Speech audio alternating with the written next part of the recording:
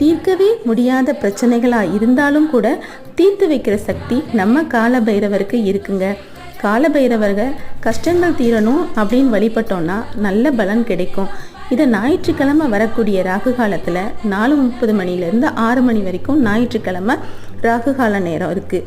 இந்த ராகு கால நேரத்தில் பைரவரை நம்ம ஒரு நெய் தீபம் ஏற்றி நம்ம வாழ்க்கையில் உள்ள பிரச்சனைகள்லாம் தீரணும், நம்ம கஷ்டங்கள்லாம் தீரணும் அப்படின்னு நம்ம வழிபட்டு வந்தோம்னா கால பைரவர் நம்ம கஷ்டத்தை தீர்த்து வைப்பாருங்க.